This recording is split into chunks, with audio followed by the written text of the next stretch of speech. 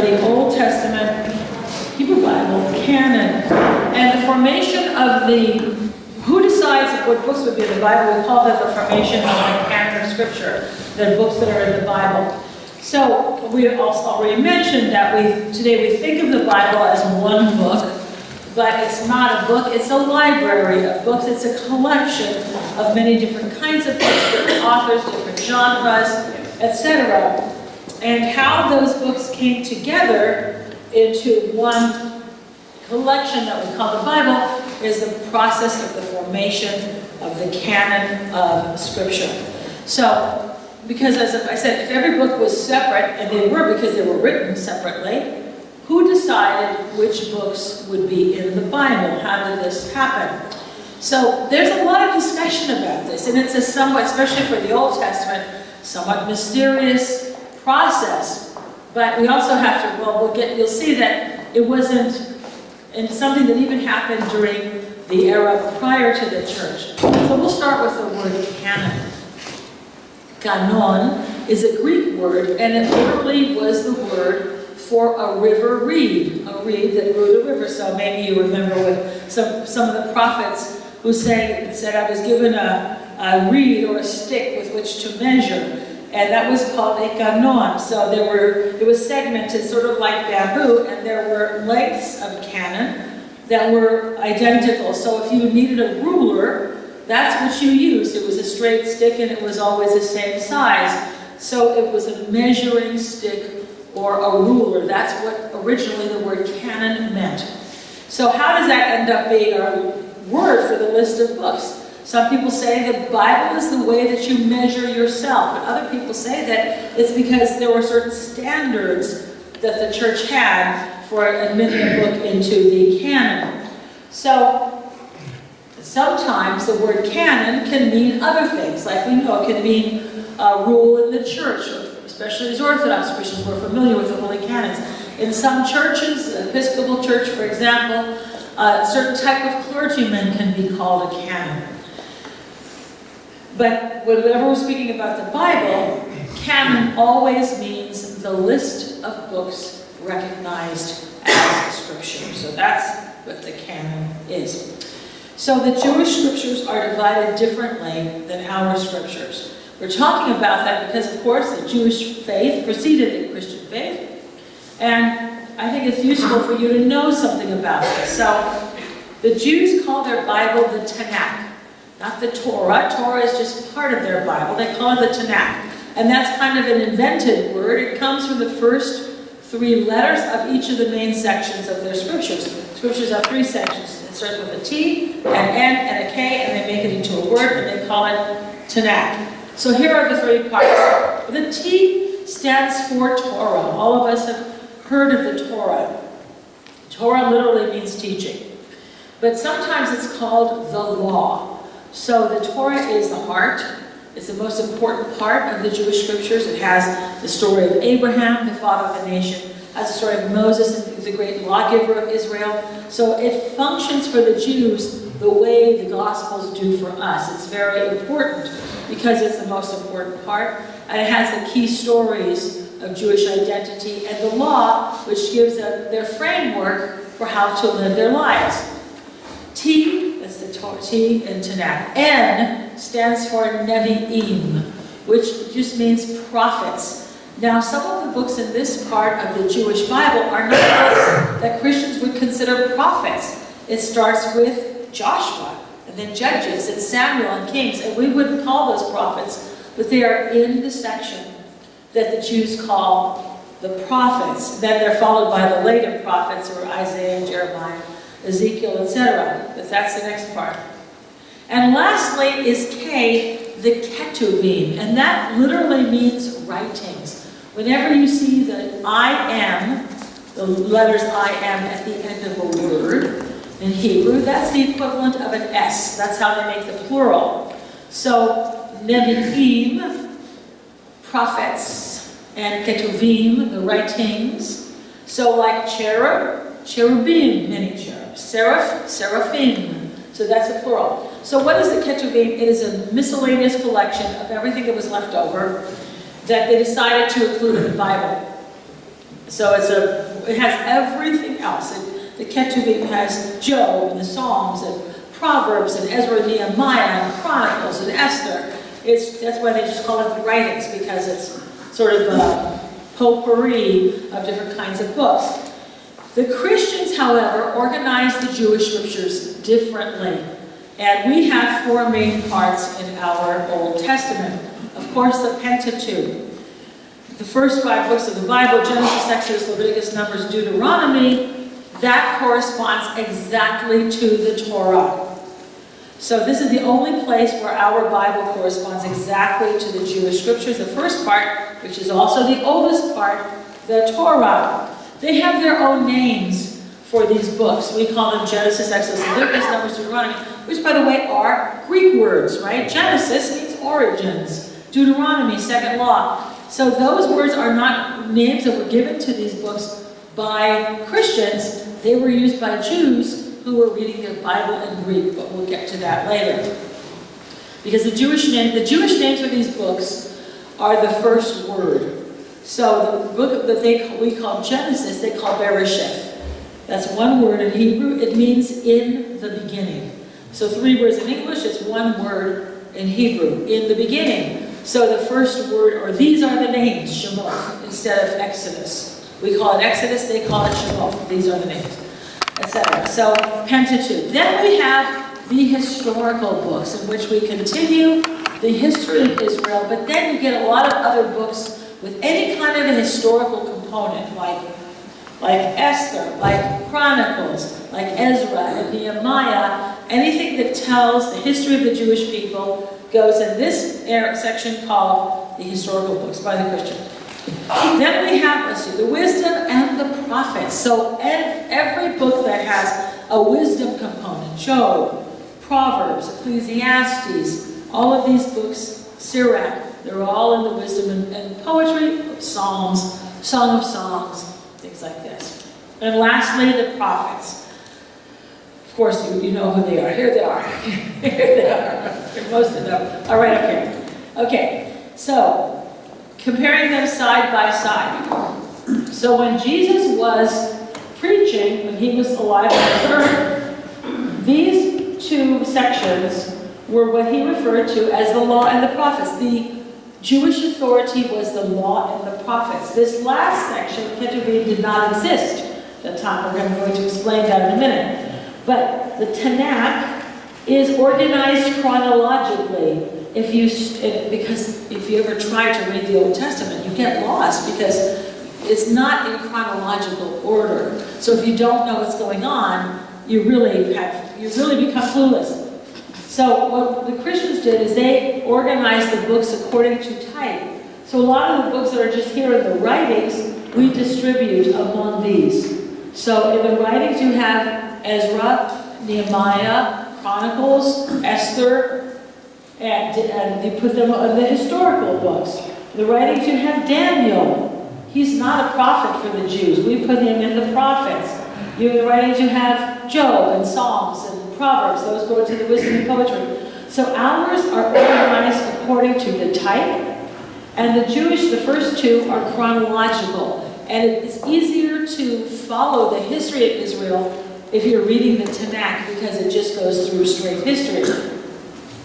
Now, the Christians, however, put the prophets last. The books that are the earlier section of the prophets for the Jews, Joshua, Judges, Samuel, and Kings, we have in the historical books. Ruth is in here too. Ruth is over here, Ketuvim for the Jews. We put the prophets last because we believe that the prophets foretold the coming of the Messiah. The Jews believe that too, only we believe it came.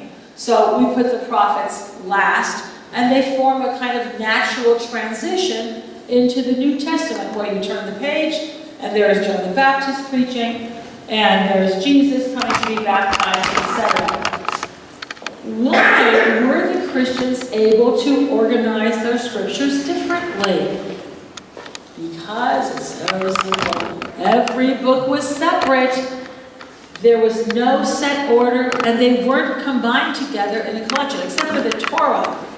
Every book was, and maybe the Nevi'im, it was also a collection. So I explained to you why the order differs, because we put the prophets last. Because we believe that the prophets foretold the coming of the Messiah, those prophecies were fulfilled, and so we sort of highlight that by having the prophets last. But there was no set order, so the Christians could arrange things however they wanted. So, I've already explained that. So, how did the Tanakh or Old Testament really take shape? So, here's what I want to... John was asking me before, well, when he was a seminary student, he was telling me, he said that he wrote that these are just the stories of the family, that Moses' family stories. Yes, and many generations removed, absolutely, they are. So this is what I was trying to get across to you, that the Jewish people heard these stories over and over and over again. So when we talk about oral tradition, we're not talking about stories that they heard once or twice, but things that they knew so well that anybody could have written. Okay, I'm not suggesting that that's what happened. But let's take Abraham, for example.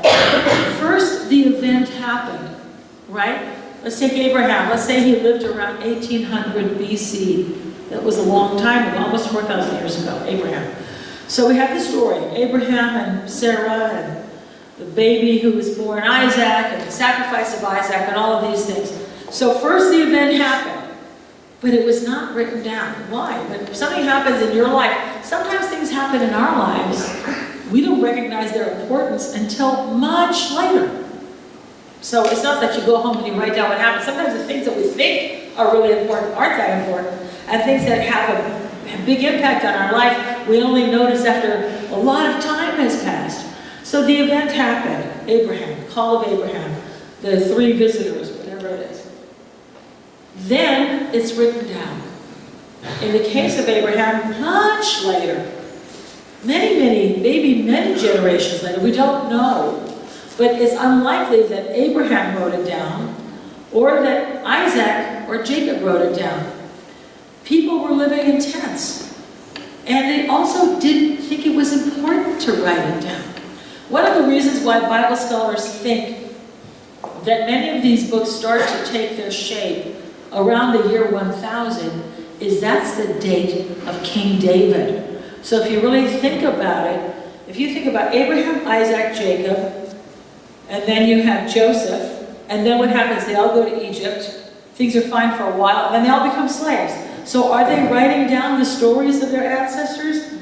Probably not. They're telling them orally, but they're preserving them with all of the details. Then they get out of Egypt, and now they're in the Judges period, which was very violent, very brutal. Are they writing down the stories? I don't know. Maybe. Did Moses write? We know that Moses wrote some things down. But at what point do these writings begin to take shape as books? We can't really say for sure. I think it's before David, but definitely by the time of David, because with David you have a kingdom. That means there's order, there's stability, there are archives, there are people whose job it is to preserve these writings. These are things that you don't have happening when they're living as slaves in Egypt. Do you see my point? They would see no reason to have these writings. So certainly Moses wrote down parts of the Torah. We're going to talk some more about that. I don't want to get ahead of myself. So at some point later, and it depends upon the book and the story, it was written down. And then later it gets included in a collection, like the Torah. And then later it's considered scripture. When? What's our definition of scripture? Writing recognized by the faith community as is inspired by God and authoritative. So here's what I would posit to you. No writing was considered scripture immediately after being written down. There's one book that sort of claims authority and orders that it be read. One book in the Bible, just one. Do you know which one that is? It's not in the Old Testament. Yeah. That's the only book that's but it doesn't even call itself scripture. But it said it orders that it be read, okay? And there's a kind of sense of authority that it has, but we don't see that in the other books. So why is it that, let's say Moses Moses wrote down everything God told him to write down. He wrote down the laws. He wrote down the stories of the ancestors. I have no reason to think that that's not true. And by the way, this is really interesting, I think. When Chrysostom gives his sermons on Genesis, he says that Moses spoke them. And I'm so fascinated by this. Chrysostom doesn't say that Moses wrote them. He says Moses spoke them. He says this not once. I thought, what happened? Wait, is that what it really means? And I kept reading. As I was reading Chrysostom's sermons on Genesis, there's about 70 of them or something like this. He consistently refers to Moses speaking the stories of Genesis. And so that really raises in my mind, what did Chrysostom really know? How did he believe? What was the connection between Moses telling the stories and somebody writing them down? But look at, he's not worried that by saying that Moses spoke the stories, instead of writing them down himself, that somehow now it's not scripture. It doesn't bother him in the least. They're still the books of Moses. So, I mean, that's a very sophisticated perspective. So we do know in the Bible that Moses wrote things down. And Jesus calls the Torah the books of Moses. So there's no question. But let's say Moses wrote the whole thing down from beginning to end. Let's say Chrysostom didn't know what he was talking about. With Moses, I'm looking for something. We have this.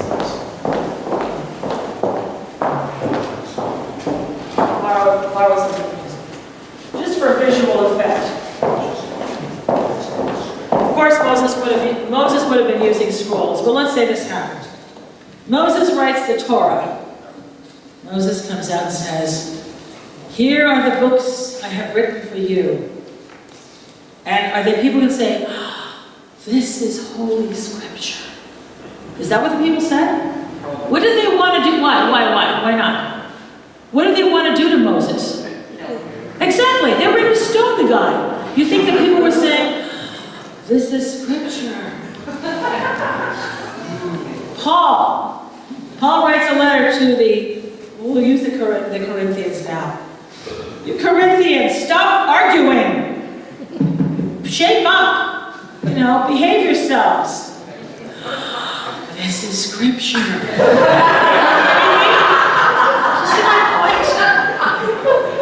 We know it's scripture. They didn't think of it that way. It's a letter from Paul. Hey, you guys, we got a letter from Paul. That's what it is. Moses died. He left us some writings. That's nice. We have this left over from Moses.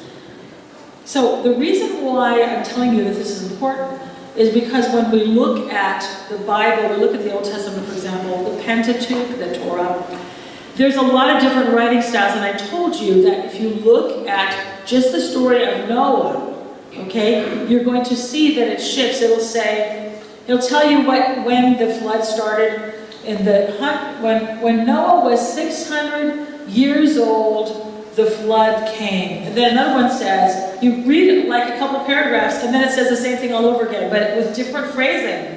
In the 600th year of Noah's life, the heavens opened and the flood water came. Well, you already told us that.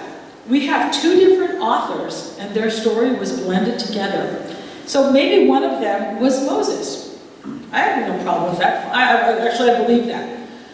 Why, then, is it not scripture? Well, because it's not scripture, people added to it. Okay? At a certain point, that stopped, and it took a fixed form. But if you don't believe that it's scripture, then you're going to say, yeah, this is good that we have what Moses wrote down, what we're supposed to do, but he forgot about this. Oh, well, of course, Moses couldn't write about his own death, so we'll put this part in here. He went to the top of the mountain, God showed him everything, the Holy Land, and then he died and he was buried, and Joshua took over. Do you see my point? So, people felt free to add because it's not scripture. If they thought it was scripture, nobody would touch it. Okay? So because of this, we have the Bible sort of taking shape slowly over time. This is why that kind of, it's very nebulous. We don't exactly know how it happened, and we can never know for sure. So it's not immediately considered scripture because it takes time for people to recognize the inspiration.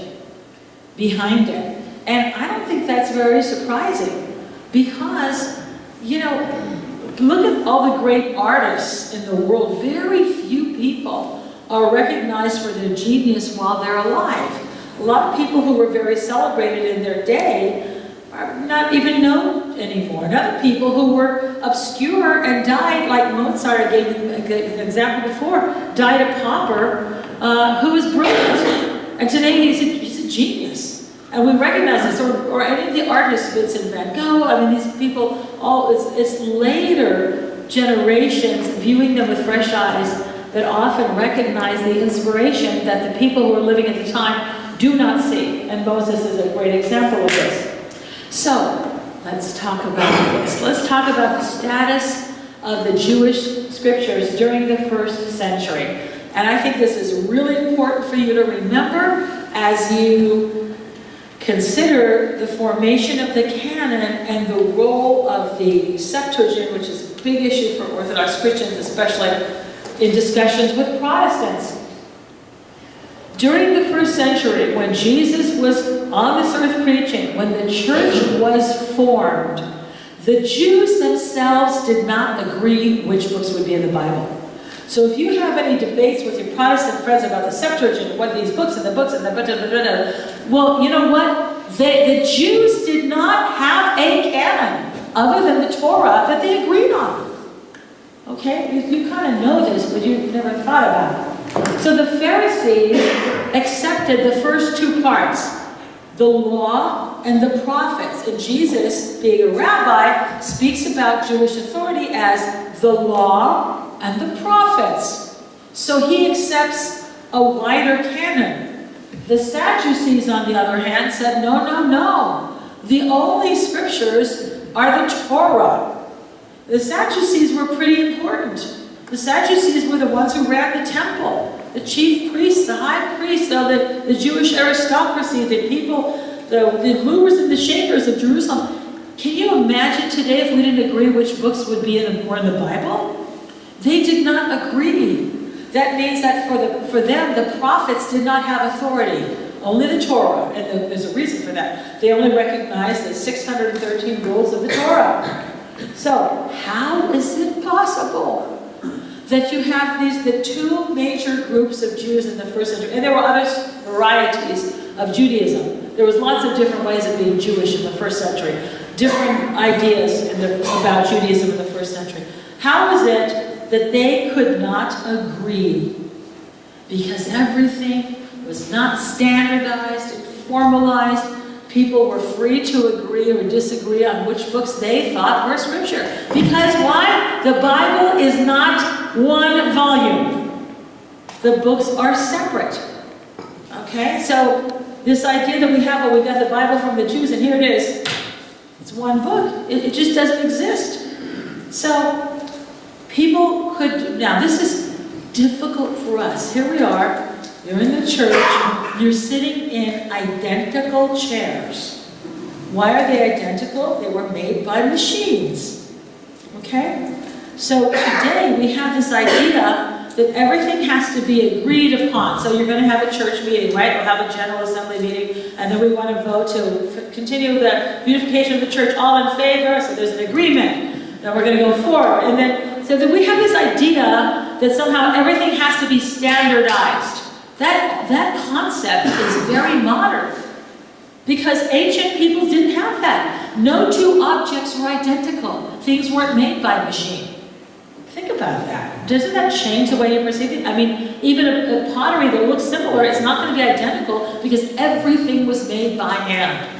So there was no such thing as some authority that makes sure that every single word is exactly alike in your Bible. And you might be thinking, well, what about the Torah, right? These Torah, there are people scribes who copy Torah scrolls. You've heard about this, right? If they find 3 mistakes in a Torah scroll, it's destroyed because it has to be exact.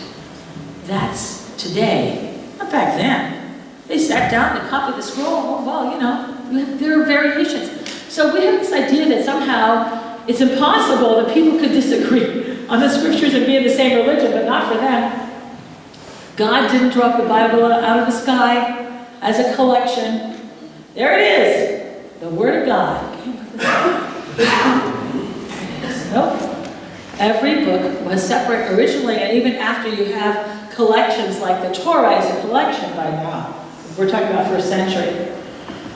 Why else was there no agreement? Because there's no authority in Judaism. You don't have a pope in Judaism that's going to say, okay, guys, this is what it's going to be. These are the books of the Bible. There was no way to make a decision that everybody would recognize. They had their own opinions, and you know what? It was the same thing with the church. There was no central authority in the church to say, these are the books that would be scripture. I have decided, therefore, it's the law. There was no way to make that decision. So, what about the Septuagint? Something that we're familiar with, we hear about as Orthodox Christians. What is this? So the Jews who lived outside of Palestine did not, for a while they were reading the scriptures in Hebrew, okay? But after a while, they were no longer able to read Hebrew. We call those Jews Hellenistic Jews, or Jews of diaspora. Diaspora is anybody who's living outside of their native land. So there were a lot of Jews, in fact, the majority of Jews were diaspora Jews in the first century, in the time of Jesus, well, and still today, actually. So here's an example of Hebrew writing. This is one of the Dead Sea Scrolls. And first of all, what you can notice, since we have it on the screen, is it lines up on the right. There's a right justification on the left, because Hebrew is written and read from right to left. And notice that the line, they hang the letters from the top of the line. We tend to have a line we write from the bottom up, they hang from the top. And so here's what the Jewish scriptures looked like, the Hebrew writing in the first century. And this is no problem for most of the Jews for most of their history. But here comes Alexander the Great. And he wanted to Hellenize the world. And that sounds terrible, right? He's going to make it hell. No. Hellas is the Greek word for Greece. The Greeks don't call their country Greece. They call it Hellas, but they don't pronounce the H. There's no H. So they call it Hellas. So he wanted to Hellenize. That's where we get the word Hellenic and Hellenization from. So he did an incredible thing. He starts here in Greece, in northern Greece, Macedonia. Not the country of Macedonia, the nation of Greece, but it wasn't a nation then. And he goes over here, conquers all of Asia, comes down over here through what is today Syria, Lebanon, Israel, goes to Egypt, conquers Egypt, establishes Alexandria, the city was named after him, comes back up, goes to Iraq, Afghanistan, and Iraq, Iran, Afghanistan, all the way to India. It's a remarkable feat, and he did it in less than 10 years. And he died at age 33. So this is Helen. Why does this happen? Of course, his teacher was who? You know, right? Aristotle. So he was an educated person, and he wanted to bring Greek culture to the world. So of course he wants to rule the world. First of all, he wants to be the king of the world, and he succeeds there. But the Greeks had this idea that they were the only cultured people in the world. And that's why everybody else is a barbarian. They didn't mean that in a bad way, but that's true. The Jews see the world as divided between Jews and Gentiles. But for the Greeks, you're either a Greek or you're a barbarian. You're not a Greek. But that meant to them, you didn't know Greek, and you weren't cultured. You didn't know culture, but you got to hand it to them. That was a pretty advanced culture we're talking about. Science and philosophy and theater and architecture. They had a very advanced civilization. So he wants to rule the world, and this is what he does. He brings the Greek language and culture all the way to India, and all of this area is Hellenized. How does it get Hellenized when he dies at age 33? Well, he would leave when he conquer a place. You don't just say, okay, now this is my territory, I'll see you in a few years. You leave your generals there to run the place after you die. So in each of the major areas in the major cities, he left his generals in charge. And these men married the local women, they had their own families, they became the rulers, and now the ruling class is Greek. And just like today, people look at how the the other half lives, the other, I don't know, 1%, 2%, all those people live. Movie stars and people, they look at their hair and their clothes and their houses, they want to imitate them. That's what happened at that time too. So eventually, Greek culture permeated throughout this area. And so they adopted the Greek style of temple building and Greek dress and Greek philosophy. And most people knew some Greek, okay? That's called Hellenization. So that happened over time, and it's not unlike what happened after World War II. When after World War II, the dominant language is English, okay? Because of England and Canada and America were the allies against the Nazis and against Japan, and then they go around and they rebuild these countries. The dominant culture is really the American culture, is the dominant culture in the world today, and that's why English is spoken and taught everywhere. And English is the language of business. And everywhere you go, people look alike. They're wearing blue jeans and sneakers and t-shirts. It's true. And so you have an Americanization, a kind of globalization that happened very rapidly. Well, the same thing happened with the Greek culture back in the days of Alexander. So within a really short period of time, the common language and culture of the world was Greek. The Jews who lived outside of Palestine, let's go back, think about it, some Jews are living right here, this little spot, not bigger than the dot. But by this time, Jews were living here in Babylon, and they were living in Asia. There was a huge Jewish community in Asia and Alexandria, Egypt. The Jews were living all over this area. The majority of Jews lived outside Palestine. We don't think about it. We think of Israel, they're living there, they're all there. No, they're not. The vast majority is living outside of Palestine. And they become Hellenized. After a while, they don't know Hebrew anymore. And that's really impossible for us to imagine. Here they have these scriptures, and guess what? They translate them. Because most of the Jews no longer knew Hebrew. So the idea that we have that, well, the Jews today, well, of course, what about the little boys? Didn't they get bar mitzvah? No. There was no such thing as a bar mitzvah. I cringed when I heard one of our professors, she doesn't teach biblical studies, but she's into like American cults and things like this. So she said, I overheard her telling a student, Jesus went to Jerusalem when he was 12 years old, probably for his bar mitzvah. Oh my God. No. Bar mitzvah is a very modern invention. It was invented in the 1880s in New York. Did you know that? So they show that there's a scene of a miniseries I really like, Jesus of Nazareth, and they kind of have him being bar mitzvah and this kind of thing. No, that didn't happen. So the idea that it has to be in Hebrew did not exist. Of course you're going to translate the Bible. It's like making you learn Greek before you come to church to hear the gospel. Of course you're not going to do that. You translate them. That's what we do. So, a Greek translation of the Hebrew books was necessary within 75 years of Alexander's death. That's fast. So by about the year 250, we see the Jews translating their scriptures into Greek. That is extraordinarily fast. Okay? We call that the Septuagint because there was a legend that 70 Jewish scholars translated it in 70 days, and for that reason, that's what Septuagint means, and is abbreviated LXX, the Roman numeral for 70. They should have had it as an O. That's the Greek numeral for 70, is the letter O, omicron. But that's how they abbreviate it. So, it's the Septuagint is the books of the Hebrew Bible in Greek translation. It was made by Greek-speaking Jews. And by the first century, it was more widely read than the Hebrew Bible. Why?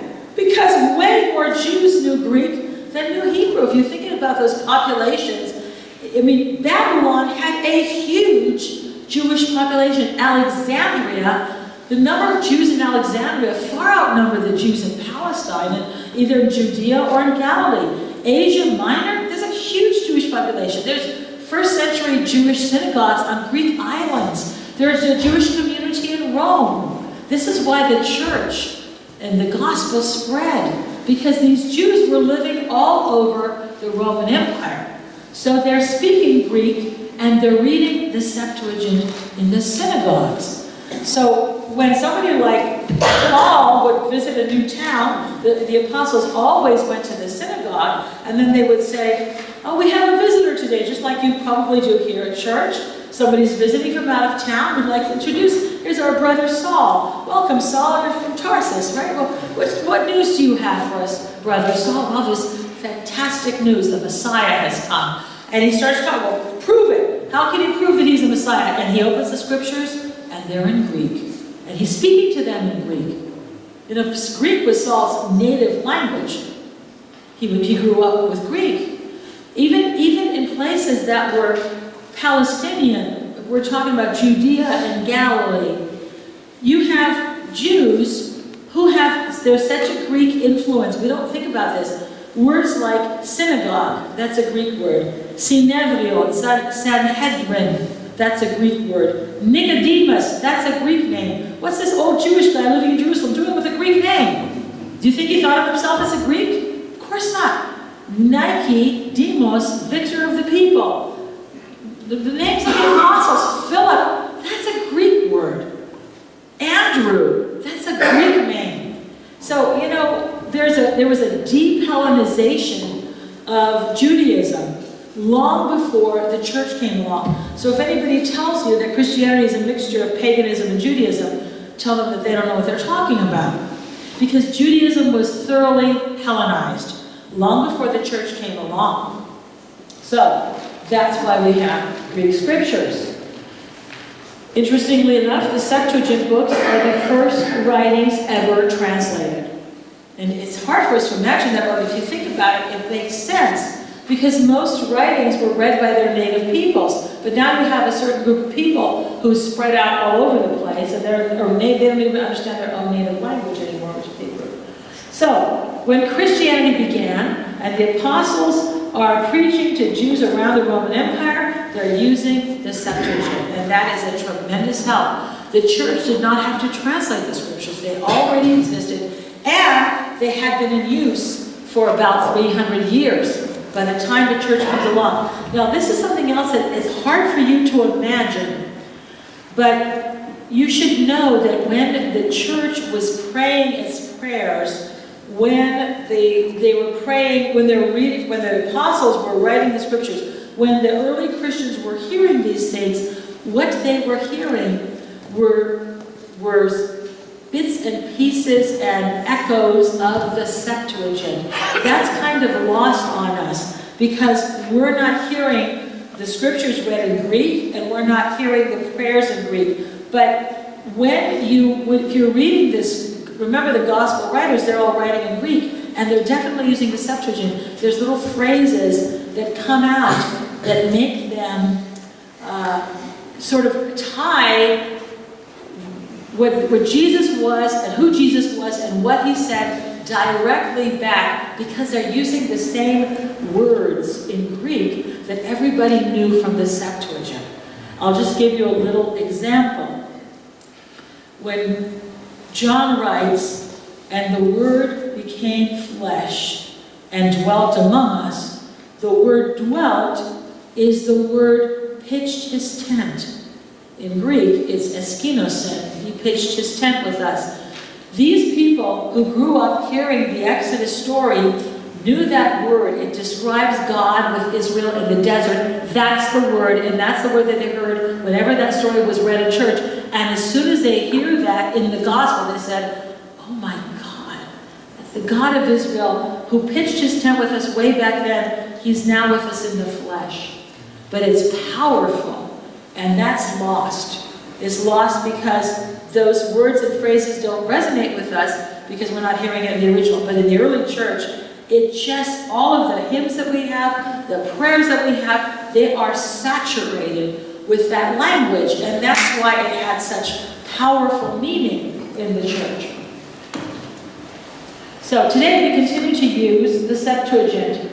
Modern Catholic translations, unfortunately, are based on the Hebrew text, even though they say they have the Septuagint, they have some of the books of the Septuagint, the additional books of the Septuagint. We haven't really explained that. We're going to explain that in a minute. They're basing their translations on the Hebrew text. There's a lot of emphasis in the Catholic Church today on this, and I think sometimes really to their detriment, but they don't ask my opinion, so they don't. Masoretic text is the Hebrew text. Today, most English Bibles, the translation of the Hebrew of the Old Testament, is based on what we call a Masoretic text. Okay, the Masoretes were Jewish scholars from the Middle Ages who wanted to standardize the Bible, to create a standard Jewish version, Hebrew version of the Bible, because the Hebrew alphabet has no vowels.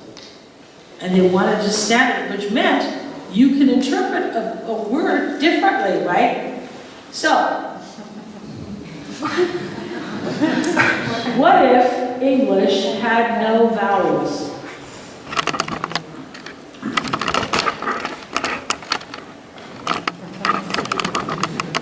It would be more difficult to read,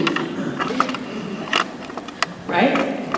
So, you know, that's a challenge, because if it's not clear what the word is, then it's up to you to decide whether or not it would be more difficult to read, or this is easier in English because we have more consonants. But you can have an S and an N and say, is it sin? Is it seen? Is it soon? And so everything depends upon the context. But you can see how this would leave some words open for interpretation.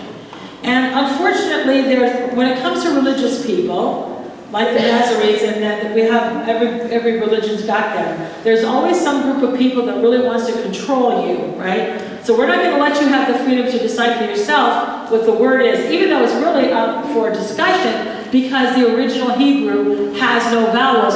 We're going to tell you what it means, and by golly, that's what it's going to mean from now on, right? Because there's always, especially religious people, unfortunately, they want to control everybody else. This is how we're going to do it. This is what it means. So that means that there's no option.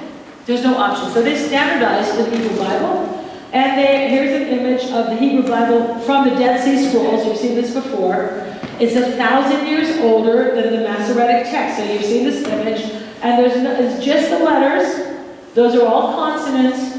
There's no dots or dashes or anything like this. So what the Masoretes did is they created dots and dashes. They cannot touch this. This is the inspired text.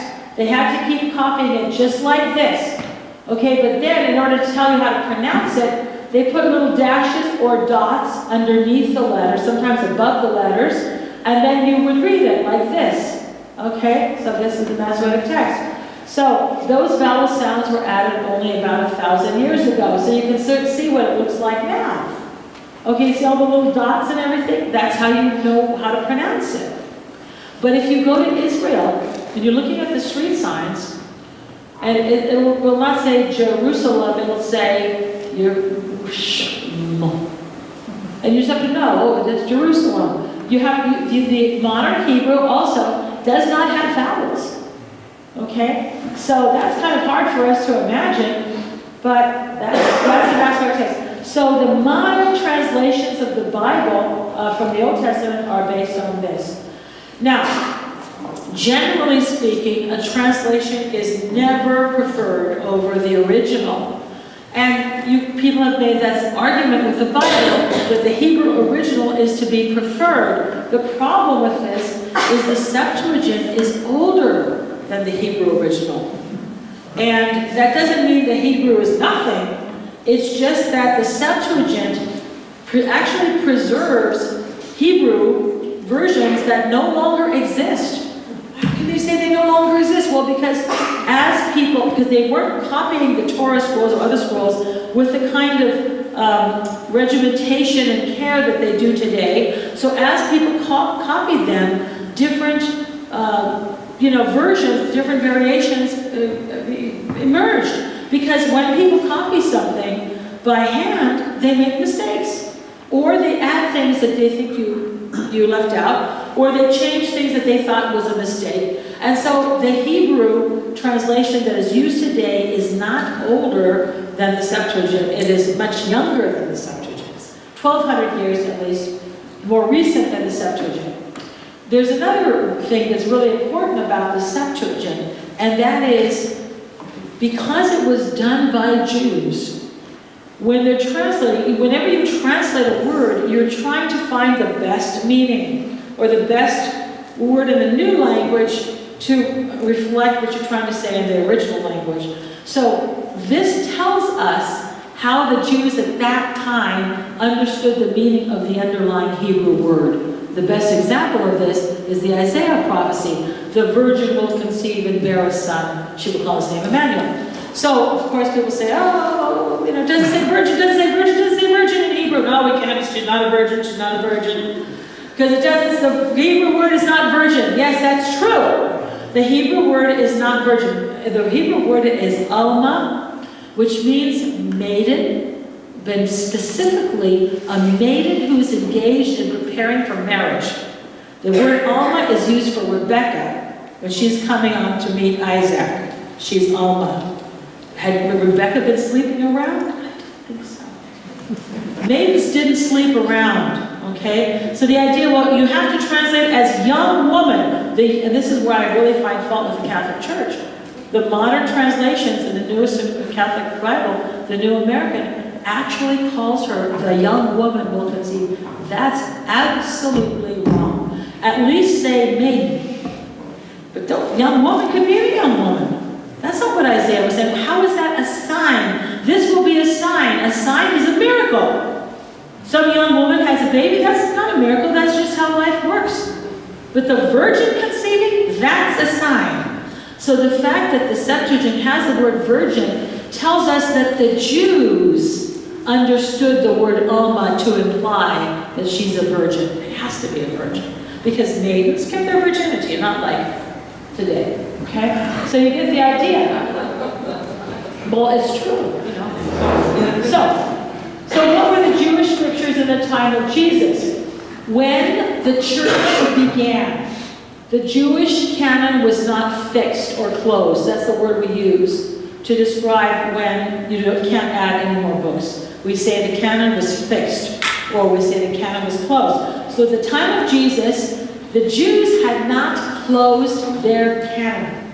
Okay? So that's because I told you the first century Jews did not agree on what was scripture and what books weren't scripture. So the Pharisees and the Sadducees did not agree on which books were scripture. So the Sadducees had only the Torah, just these 5 books. The Pharisees accepted all of this Torah and the Nevi'im, Joshua, Judges, Samuel, Kings, Isaiah, Jeremiah, Ezekiel, the book of 12. Those are what we call the 12 minor prophets. Daniel is not here. He's in the Ketuvim. And Jesus and other rabbis would have considered as scripture other books which are not in these, which are today are in the writings, like the Psalms. Jesus quotes from the Psalms like their prophecy. Daniel, in other books, that he would have recognized other books as scripture that weren't in what they call the prophets. So when the church began, the Jewish canon was undetermined. It was not closed. So the church began in that climate of a kind of open canon. So the Jews closed their canon around the year 200. How? Well, they had meetings. After the temple was destroyed, they started to meet and they kind of came to a consensus, and they kept some books and they kept others out. So this is when they added the third part, the Ketuvim. So this is also the time that they began to reject the Septuagint. It happens later. It happens like around the year 150, 200. The Jews decide we're not going to use the Septuagint anymore. Okay? The Septuagint was done by Jews, Hellenistic Jews, Jews of diaspora, but that it had been in use by that time for over at least 400 years. But they decide, we're not going to use it anymore. Why not? Because the Christians were using it. Okay? So this is why they reject the Septuagint. Think about this, and you can understand why they did. Because Christians were challenging the Jews, and they're saying, the Messiah came, and you didn't recognize him. And look, we're going to prove it to you, just like the apostles did. The apostles were opening the scriptures in the synagogues, reading out of the Greek scriptures to the Jews of the first century. But at that time, there was no such thing as Christianity. It wasn't competing with Judaism. You see what I'm saying? For the interpretation of the scriptures. After a while, hearing this over and over and over again, these are the scriptures, Jesus fulfilled the prophecies. Look, it says here, they pierced my hands and my feet. It says that in the Septuagint, but not in the Hebrew. Okay? Look here, it says the virgin will conceive. Look here, it says this, and these are Jewish scriptures. And the Jews really had no response for this. Look here, it says, he was led as a lamb to the slaughter. You've got that up there in Isaiah's little scroll. Well,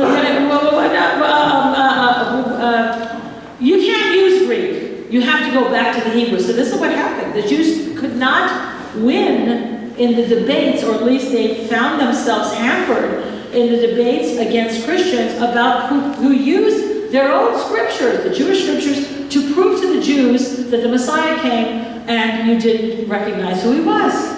So that was pretty offensive. So they retreated. And they rejected the Greek and said, no, you can't use this. You can only debate us using Hebrew. Well, by that time, very few Christians knew Hebrew. Okay, and so there was a way for the Jews to sort of deny the Christian interpretation of certain scriptures. So that's why they rejected it. It's really interesting, I think, because the Jews really identified the Septuagint as a Christian creation, but it really wasn't. So now they start to tell their own people, the Jewish people, living in the Roman Empire, which is still the Greco-Roman Empire, where the dominant language is Greek, you can't read the scripture, you can't use the Septuagint in the synagogue anymore. We know about this. So do you know what happened? They create their own translation all over again. I mean, that tells you that the majority of Jews needed their scriptures in Greek. There are 3 other versions of the scriptures in Greek besides the Septuagint. They were made by Jews. Why? Because the majority of Jews still read Greek. They didn't know Hebrew. So Origen and other people talk about this. So they create their own translation that kind of tweaks the passages from a Jewish perspective to fight against the Septuagint. Because the Septuagint is a type of, whatever the translation, is a type of interpretation. So they create their own, or they would have it read in Hebrew, and maybe someone in the congregation knew the Hebrew, so then he would orally give the Greek translation to the congregation. It was a problem. But that tells you how widespread Greek use was among Jews in the first centuries of the Roman Empire. So they rejected the Septuagint, and they found other translations. They made other translations. So this is why the Bible of the early church is the Septuagint. Not because the Christians used it, but because the Jews used it. And the church came out of Judaism. All the first apostles, everybody's Jewish. So it was natural for them. They didn't say, oh, we've got to make our own translation now. We can't use this Jewish stuff. We're not Jews anymore. We're Christians. They didn't say that. Okay? So the Jews closed their canon in the year 200. That's long after the church began. So the church was already using the Septuagint for a long time before the Jews decided, you know what, we're not going to go along with this Greek thing. Now, what does this mean with respect to the scriptures, the Septuagint? When the Jews finally closed their canon, the church was already using a large variety of books that we call the Septuagint. And then the Jews decided not to include certain books. That decision was made after the church was already using those books. Among the books were the Maccabees. And we have a couple of Jewish professors, and I asked them, I said, you guys don't have they don't have the Maccabees in Scripture. And of course, the Maccabees talk about everything that happens at Hanukkah. Have you ever seen any Hanukkah stuff? Like there's little gold coins, and you know how we put gold, chocolate-covered, gold, foil-covered coins of Christmas and stuff. Well, the Jews have that with images of the Maccabees. And this is what Hanukkah's about. What happened, and you don't read it. I said, isn't it strange? I mean, do you guys ever read from the books of the Maccabees? And that's what their whole holiday is based on. Why did they remove those books and not include them in the canon? They were already being read by Jews in the synagogue. That's why they're in our Bible. If it's in our Bible, okay, the Orthodox Old Testament, it means that it was used by Jews in the synagogue in the first century. So why did they decide not to include those books? There are important places in the Maccabees that talk about resurrection. When there's this famous story of 7 brothers, and the 7 brothers are being tortured, and there are things like their hands are being cut off, their tongue is cut out, by people who are trying to force them to worship the Greek gods. So they said, cut off my hands, but God will give them back to me in the next life. Well, what happened is, the Jews begin to associate resurrection with Christianity also. Because resurrection is not something Jesus invented, that was already part of Jewish belief, going back to the time of the prophets, right? Ezekiel and the dry bones. But they began to identify that with Christianity, and they began to exclude whatever they could that supported Christian claims. Now, some people will say, well, that's not true, and it was because it was written in Greek, and it was because it's late, whatever. I don't know, but that's what we know, that the Maccabees were used in the synagogue. It has to be because we have it in our Bible. So, today, most Christians, and that means Orthodox and Catholics, or the majority of Christians in the world, we have more books in our Old Testament than Jews have in their Tanakh, because they closed their canon after the church began. We continue on our way using the same books that the early church used. They made their decision after we were up and running. Do you see the reason? That's why. So, today, I say most Christians, there are 3 main branches of Christianity, and they have a different canon, okay? So, we don't have the same Old Testament canon, and here is why. The Protestants have 39 books in the Old Testament, Catholics have 46, and we have the largest, the widest canon of 49 books. The Jews count 22 books, but their canon matches the Protestants' 39 exactly. It's because of the way they count them.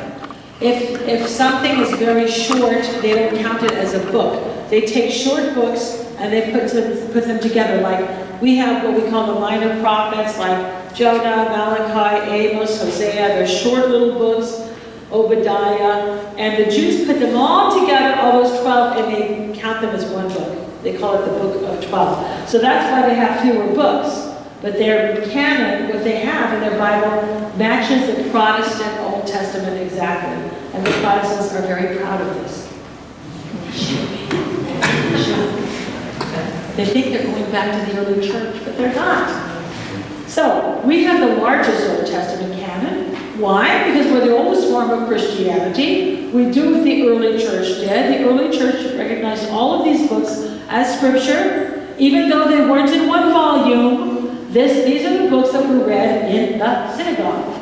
Okay? So we have 49 Old Testament books, plus parts of other books that, that were omitted, like the story, the hymn of the 3 youths, and things like Suzanne and some other things. Protestants have the smallest, which is quite ironic since the Bible is so important to them. They got rid of some of the books of the Bible. And why was that? Because Martin Luther decided that certain books did not belong in the Old Testament. He knew that the Jews had excluded certain books from the Tanakh. And his his opinion was that if the Old Testament is the Jewish scriptures, and the Jews themselves rejected these books, we shouldn't have them either in the Bible. So that was his rationale. And it makes sense unless you believe in something called tradition. Then, what the apostles decided to use matters more than what the Jews decided to keep. Okay, what the apostles were using. So that was his rationale. So he took them out. Not originally. First he segregated them in the German Bible, the German translation that Luther did. First he just took them out from within their usual place in the Old Testament, and he put them at the end, in a separate little section. Then eventually they disappeared altogether. Okay. When he removed them, he called them Apocrypha, because that was the term that was used in the church for books that were rejected from the canon. And by doing so, he created a lot of confusion. Because that's not what Orthodox Christians mean by Apocrypha. That's what Protestants mean by Apocrypha, okay? He rejects the books which had been in use from the time of the apostles. And you could say that it was used by Judaism even before then. So Martin Luther came along, 1517, right? This is the 400th anniversary of the Protestant Reformation. And here you have a rejection of books that had been used by the church for almost 1,500 years. That's a big deal. He also wanted to reject two New Testament books, right? There was a couple books he didn't think belonged to the New Testament, but he didn't dare mess with that. So Apocrypha, today when Protestants use the term Apocrypha, they mean these Old Testament books that Martin Luther decided not to keep, and then all the Protestant reformers followed him. But when we use the term Apocrypha, we are referring to pseudo-Christian books that were rejected by the church from inclusion in the New Testament. Okay, we're going to talk about that after lunch. Gnostic writings and some other Christian writings that Christians decided has nothing to do. So the books that the Protestants call Apocrypha, we don't recognize as such. So the Catholic Church, Martin Luther turned Europe upside down, basically. And the Catholic Church finally had a council to address Luther's criticisms and his complaints, called the Council of Trent, which was held in 1545. So the Catholic Church said, well, about these books, maybe they're not the same or equal to the rest of the books, but they're not Apocrypha. They're still Scripture. They're maybe a secondary class of Scriptures. And so the Catholics called them deuterocanonicals. That means second list. Δεύτερο is Greek for second. Canon is the canon, the list of books. So they call them the secondary list. So that's what they're called. So to summarize, we have the largest canon. Catholics have 46, not as many as we do. And then the Protestants have 39. Now, why do Catholics only have 46 if they're sort of still keeping the Septuagint? I think it's because when they translated their scriptures into Latin, the Vulgate, they didn't include all the books that we have. And what they're missing, I think, is 2nd Esdras and 3rd and 4th Maccabees, which we have in all the canons. Even the Orthodox Study Bible doesn't have 4th Maccabees. But so they have a couple books fewer than we do. But they recognize the Septuagint otherwise. So we have the additional Septuagint books because they were part of the early church. Most Bibles in English do not have them. If we have an Orthodox Bible, like the Orthodox Study Bible, they will have them. But most English Bibles are printed by Protestants, and they do not have the additional Septuagint books because they're printed. So how can you tell what you have? If it's an Orthodox Bible, often it's going to have the complete Old Testament canon. If it's a Catholic Bible, they're going to have 46 books. They're going to have a more complete Bible. If it's Protestant, unless it says otherwise, it does not include the additional books. So what you do is you look usually on the inside, on the title page, and it will say, with Apocrypha / Deuterocanonicals, or it might say Catholic edition, then you know it's going to have the additional books. Otherwise, they don't include it. A little bit over time, but I think we could maybe take a couple of questions, and then we'll go downstairs for lunch. Yes?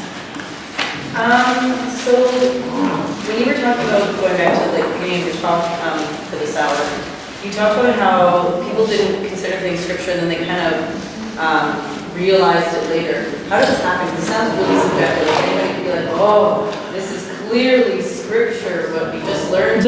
How do they come to realize that something is scripture? I think by the use in the worshiping community, they were reading these things, but they don't agree. I mean, that's part of the problem. Somebody might say, oh, this is obviously scripture, this is clearly inspired, but somebody else might say, no, it's not. In the church, they didn't agree. Even in the New Testament, which we're going to talk about later. So there has to be eventually a consensus within the community. Do you see my point? So eventually the Jews agreed and they closed their canon. The Christians went through the same process with the New Testament. We have great fathers of the church who don't agree. Chrysostom didn't recognize Revelation as scripture. He didn't recognize the book of like 2 Peter. He didn't recognize 2nd and 3rd John. So you have other fathers who have a bigger canon, some have a smaller canon, and yet, but this is a really good question, how is it possible that they still could be fathers of the church, they don't agree on the canon? It's because the canon is ultimately not a dogmatic issue. It doesn't affect what you believe. Think about that, because heretics use the scriptures too, the same scriptures, and they don't have the right belief. So which books you identify as scripture does not make you Orthodox or make you Jewish. It's what you believe about God, about Jesus. That's what makes you Orthodox. So if you have an Orthodox Christian today, I mean, it's hard to imagine that they would, but let's take Chrysostom. Chrysostom does not has a 22-book canon. Why? He's from Antioch. That was their tradition. They only recognize we have 27 books, so there's 5 books he rejects. Is he Orthodox? I think so. So you see, what makes you Orthodox is not the number of books. That's why this whole debate about the Apocrypha, and you have to believe this, it's silly. That's not what makes you an Orthodox Christian. So that's why they didn't decide, but we're going to talk about how this came about. Somebody else, let's take one more. I still have this problem, and I think you partly explained it. The Orthodox, or I guess the Christians as opposed to the Jews, are referring to the Old Testament as the Hebrew Testament. And yet, as you agree, or as you indicate, the Jewish Old Testament, the Jewish Bible, and our Old Testament are not identical. Yes. And I just would have a lot of trouble, and I have some pretty good Jewish friends, referring to my Old Testament as the Jewish Bible, because to the Jews, that is not their Bible. Okay, it's not their, so you're saying the Jewish Bible, the Hebrew Bible, is not the Jewish Bible. Why? It is if you're Protestant. It's not our Old Testament. Our Old Testament is different from the Jewish. Our Old Testament includes additional books. And it's different. Which means In what way? Because it's a Septuagint? That might be. Yeah, but that's their translation. We didn't do it. Christianity didn't exist, right? That may be so. Just stop and think about it. I mean, you're sitting there and unless you understand all of this, and I don't think most of us understand all of this clearly, I think that it's not very politically correct to do that. I don't think it's really correct to say it either, because it is not the Jewish Old Testament, if I hear you correctly. Okay, which is not the Jewish Old Testament? Our Old Testament is not the It's not the Jewish scriptures, then what is it? Then whose scriptures are they? See, don't go there. No, Don't go there, and I'll tell you why. When we come back, you're going to hear about somebody who said that, and he was denounced as a heretic. Well, it may be. I'm just teasing. Why don't we go to lunch and we'll talk about it? And maybe I'm not understanding your question. Let's have lunch. Father, did you want to say the prayer for lunch? Yes, let's do the prayer for lunch. Go out for lunch. We have about 35 minutes for lunch. Enjoy your meal. Come back at 1 o'clock. The Father, the Holy Spirit, Lord Jesus Christ, our God, bless the food, bring in your sermons. They will all partake in downstairs. In the name of the Father, Son, and the Holy Spirit.